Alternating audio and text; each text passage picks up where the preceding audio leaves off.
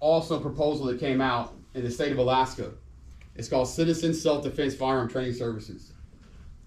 My company, we almost put in for it, but when I called Alaska, they call us the lower 48, and I was like, man, it sounds far.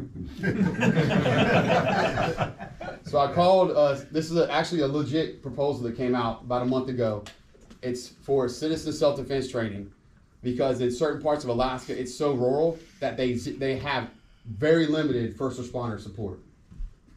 So this proposal came out, and it really interested me because the camps I run each year, which we got a couple folks in here that have been to my camps that we do each summer in June, and we call it a defensive tactics camp, and it covers firearms training, and then we rotate, and we also do combatives training, and we rotate all day long for about 6 hours, and then we do a massive picnic feast at the end, and the fellowship is there, and we do raffles and prizes. Emerson Knives is always one of my sponsors. We always raffle off a knife because they're an amazing company, all American made, right? That's right. Right, and that's why he's here. He actually saw the post they sent out about my event. That's what brought this individual here.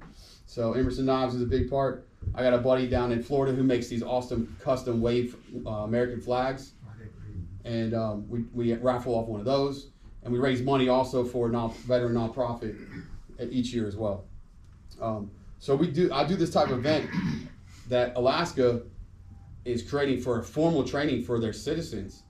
So it's a lottery. They pick 300 people each year in their community. They put a lotto in, and if they get selected, they get to go through a full training of self-defense firearms basics, defense of life and property, use of deadly force and legal education, alternatives to deadly force, de-escalating options, basic firearm safety, and live fire training. So literally the government is paying for this because they know they don't have the resources for their citizens if something happens. Domestic issues are the most common form of violence still. So a domestic issue could happen at a home, and let's say our youngest guest is probably you actually. She's a little bit older than me. But let's say you go home and there could be a domestic thing going on at home. Luckily you've trained yourself to have some skills, but you know what to do, how to report that, where to go from there. You probably want to get out of that house and not stay there, get off the X, get away from that area. But this is important though for the public to understand that when there's limited resources, you can't rely on 911. Okay? And does that mean, like Mike, you lived a career as that, as working as a first responder. Does that mean that we don't love and trust our first responders out there? No, but we also know that they can't guarantee our safety. They can't always be there for us when a situation occurs.